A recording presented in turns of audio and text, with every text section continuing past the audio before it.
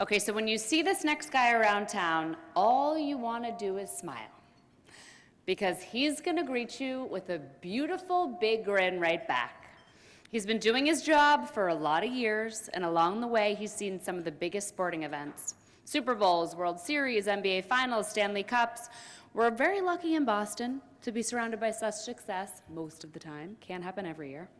But here's what's more about our next inductee.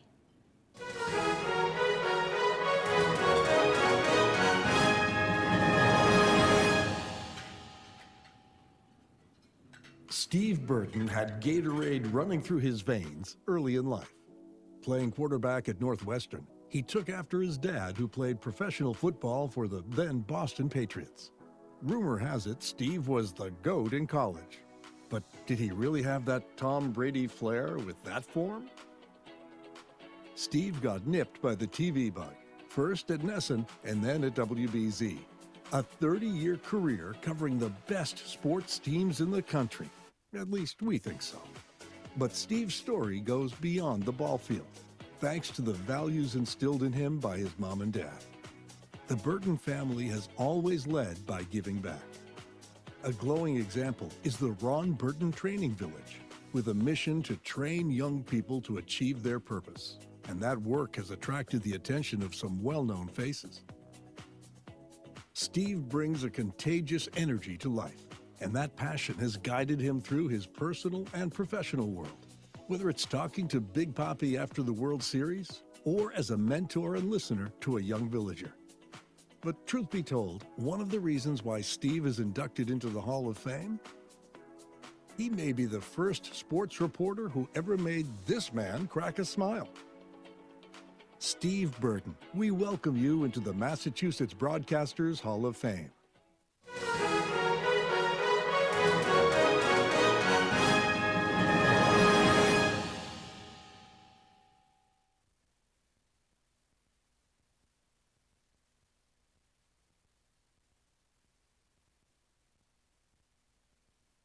I got to keep this thing moving, but I appreciate you all. I do want to say this. Don't let anybody tell you it can't be done. I just flew in from LA. I called American Airlines. I said, look, I'm flying to Massachusetts. I got a layover in Chicago. I want my suitcase on a flight to New York and my golf clubs on a flight to Dallas. And when I get to Boston, just ship it all to me. The guy at American Airlines said, Mister, you crazy. We can't do that. I said, you just did that to me yesterday. Don't let anybody tell you it can't be done. I'm truly honored to be inducted into the Massachusetts Broadcasting Hall of Fame. But I'm here to tell you, I didn't get here on my own. Dan Roach is sitting over there. Yeah, you bet you didn't. I didn't get here on my own. A lot of people in this room had a big impact on my life, and I want to start with my beautiful wife, Jenny. Thank you so much. You're my best friend, my biggest supporter. I love you with all my heart. My mom was just diagnosed with cancer just a few days ago. And she has a blood clot in her lung, but I talked to my mom earlier this morning. She said, I'm here with you in spirit. She's a fighter, and we're gonna get through this thing together. So Mom, I told my mom I'd give her a shout out. So Mom, I love you. I'm gonna keep moving, but you gotta bear with me. I got a pickleball table back there. See that pickleball table? Every morning, I wake up to these guys, and they tell me how well I did last night. They come up with ideas and stories. You could have done this, you could have done that, but they help our ratings, so I appreciate you guys. Larry and Rob, and there's a guy named Will, he's called a legend. And the reason why Will's a legend, because I can never beat him. But Will, there's another legend that I got to refer to. A guy named Bob Lobel. And Bob Lobel is the reason, yes. There's some heavy hitters in this room. I see Dan Shaughnessy, I see Susan Warnick, Mike Reese, my guy. There's some heavy hitters in this room. But Bob Lobel is the reason why I went to WBZ. He's the reason why I got into television. But as I was leaving Nesson, I had a few opportunities to go different places to sign with different stations. And Lobel called me. He said, Steve, you got to come to BZ. You got to join our team. I said, but Bob, some of these other stations are offering me more money. He said, Steve, don't worry about the money. Just come and join our team. I went to my dad. I said, Dad, I'm not sure what to do. LaBelle just called. And he said, Steve, we'll pray about it. But he actually said, it's a really no-brainer. He said, you got to go with LaBelle. I said, but Dad, he's the legend. He said, learn from the legend. I said, Dad, I can't replace LaBelle. He said, nobody can replace LaBelle. But learn from the legend. And here's what I learned from Bob LaBelle. I just got the phone with him. He's very sick this morning, so he couldn't be here. But Bob LaBelle taught me something very interesting. He got me to see things from other people's perspective. I'm going to give you an example. I want everybody, with their dominant hand, draw me the capital letter E in the air. Just take out your dominant hand, draw me the capital letter E for me. How many people drew the E to the right? The majority of you guys drew the E to the right. But I asked you to draw the E for me. If you draw the E for me, you draw it to the left. That's what LaBelle taught me. He taught me how to see it from the viewer's perspective. He taught me to be entertaining. He taught me how to become a Hall of Famer. But he also told me, Steve, you got to come to the WBZ because it's more than just a TV station. It's a family. And when I look at the WBZ table over there, Peter Brown, you hired me. Mark Lund, you advised me. And I cannot thank you guys enough for that. But when I look and see that WBZ-TV table over there, I see Johnny Green, who's the general manager. He goes back and forth from New York to Boston, Boston to New York. He carries our station. I see Rob Cartwright, our new news director. He's just brought our TV station to a completely different level. Chris Ruggieri, Rebecca, they keep our station strong. And then my colleagues. I get emotional when I talk about my colleagues, Lisa and David and Eric. I sit with them at the anchor desk, and the Bible says iron sharpens iron. And these guys sharpen each other, and they keep me sharp. And I love them with all my heart. But then we go inside our sports department. And Jackie's the mom of our sports department. She's been there forever, and she is the mom. Dan Roach and I really don't get along. But I love him. You're right. That's Roachy. Nicky G, he joined our sports team. And Nicky, there's another Nicky in the room. I'm going to get to him in just a second. But Nicky G, thank you for all you've done. And then there's Joey Giza. Joey Giza is the best sports producer in the country. He carries me night in and night out. There's only one Joey Giza. And I got Mike Reese, who works for ESPN. Mike Reese comes and joins us at WBZ, and he just brings our ratings up because he's the best reporter I've ever met. And there's some heavy hitters in the room, but there's no one like Mike Reese. No one like Mike Reese. You're my guy. I got a high school table. Don't be so quiet. The reason why I want to bring up this high school table, I know I got to keep things moving, Peter, but the reason why I got this high school table here, because they welcomed me back to high school. See, what people don't know, though, is that I got kicked out of high school. I went to a school called St. Mark's, which is 15 minutes from here in Southborough. I went there my 8th, 9th, and 10th grade year. The summer of my 10th grade year, I get a letter from the school. The letter went exactly like this. Dear Steve Burton, we regret writing you this letter, but you are no longer welcome back to our school. You are not the student or person we thought you would be. We here at St. Mark's expect our students to excel. Good luck in your future. We hope you get your act together and turn your life around. I was expelled.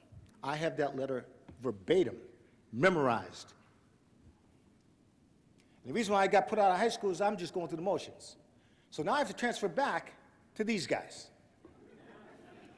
And these guys welcomed me back to Framingham North High School. And I had to stay back my sophomore year. It's one thing to stay back in 1st or 2nd grade. It's another thing to stay back in high school. And it gets worse. Because now I have to graduate with my sister. And you don't know my sister. My sister documented everything I ever did wrong, Peter Brown, and she put it in a book called Oh No, Stephen. But by the grace of God, I got my act together. I was able to go to Northwestern University and study broadcast journalism there. And it turned my life around, my faith. Funny thing happened. St. Mark's calls. 20 years later, they want me to come back and speak to their school. And if you go to St. Mark's, you see the names are engraved on the walls of the kids who graduated. And I'm on the phone with the teacher who's there 20 years later. Only one teacher left. I go back and I said, you know what, I'll come back and speak. And I pointed to the wall. And my message to the kids was appreciate your education, because I did not. If you could see the class of 1979, you'll see my name is not on the wall. I was expelled from here. And after I'm done teaching, one teacher, only one left, comes up to me and says, Steve Burton, great speech, but it sounds like to me you don't know the whole story. And Dan Shaughnessy knows the story because he put about it in a book. But it says, teacher said, sounds like to me you don't know the whole story. I said, excuse me? He said, your parents had you thrown out of high school. Yeah, that's what I said. I said, what? He said, yeah, your dad went to the headmaster and said, we don't want to pull him out, throw him out. He said, not only that, they even helped write the letter. I went straight from St. Mark's to my parents' house. I bypassed my mom in the kitchen. I went straight upstairs to my dad in the bedroom. I said, you had me thrown out of high school? He said, how'd you find out? I said, how did I find out, Dad? I just got finished speaking to the school. He said, you know what? I get emotional when I speak about my dad. He goes, it was tough love. He said, I couldn't get to you. He said, I didn't want you to fall, but I want you to stumble enough so you'd wake up. And all I could do was hug my dad. All I could do was hug my dad. What you may not realize, that the most powerful table in this room is table number 12. That's a Mike and Tachia table. That table right there has a direct line to the President of the United States. I don't know if that's a good thing or a bad thing, but that's the truth. That table right there does more for me than you can ever imagine. Mike and Tachia did an event. I see Joey O, I see JR, I see Raj, I see Steve. I see so many guys. Nikki, the numerologist. If you don't know what the numerologist means, come see me afterwards, because I'm not allowed to say it in public. But these guys mean so much to me. Mike and Tachia is so powerful. He had an event. He flew Mark Wahlberg, in the middle of the event in a helicopter, in the middle of the event, lands in the middle of the event where I can go live with him on television. That's how powerful Dad and Tachia. James, love you. We do a BZ, I'm wrapping up here, Peter, but just give me 2 more minutes. We do a BZ MVP. And what's so special about this BZ MVP is we feature kids all around the state. And we have one here today. Sophia Bethany, please stand up. Sophia.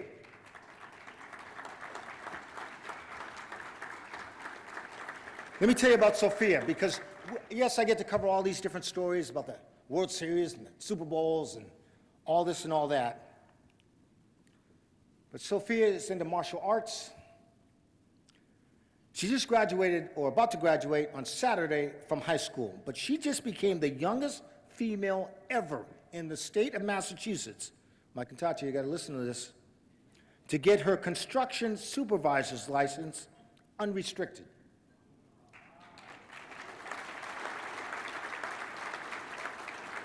That means this girl can go anywhere she wants and build whatever she wants at 18 years old. Now, what you don't know is that Nikki G did a story on Sophia Bethany. That story helped her get into Harvard.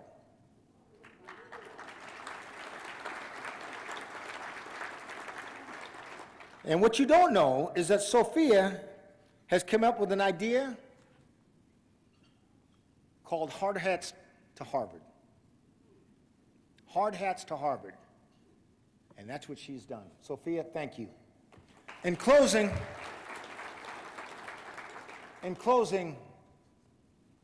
I just want to talk about my family just for a second. My brother Ron, he works for the Red Sox. Don't hold it against him. I hear you. I hear you. They won yesterday. Ron works for the Red Sox in front office. He also runs the Ron Burton Training Village. And Ron, I want to thank you. My brother Phil just flew in from Orlando. Phil, thank you for being here. He too runs the Ron Burton Training Village. My brother Paul, I get a chance to work with at Channel 4. He does news, I do sports. Now, what people don't know, when David Wade and Lisa Hughes and Rochi, they all see this. When they go out into the public, they go, "What's it like working with your son?"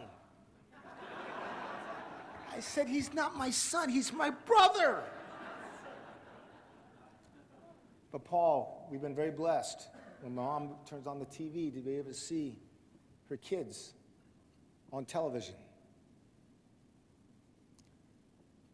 And I love working with you.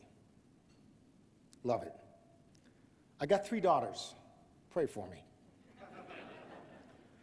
I got a daughter on the West Coast. Her name's Veronica. She plays basketball out there. And everywhere I go, this happened to me live on TV. I was with Dan Roach at the time. "Are you Veronica Burton's dad?" I come back to the East Coast. I got my daughter Kayla, who works for NBC Sports Boston. Everywhere I go, "Are you Kayla Burton's dad?" It's a humbling experience. Humbling. My son Austin isn't here, but his lovely fiance, what's your name again? Allie. I'm teasing, Allie. Allie is here. Thank you for being here and representing Austin. But my last daughter, who's my oldest daughter, she's not my last, but she's my oldest. I go through these humbling experiences, but she keeps me the most humble. She goes, "Dad, just because you got into the Hall of Fame, don't think you're all this or all that." I said, "Don't, Dad. Don't think you're all this and all that. Because those who claim to walk on water are only mopping the floor." And that's what she left me with. It's an honor. Peter Brown, thank you. Thank you for allowing me to be here, and God bless you all.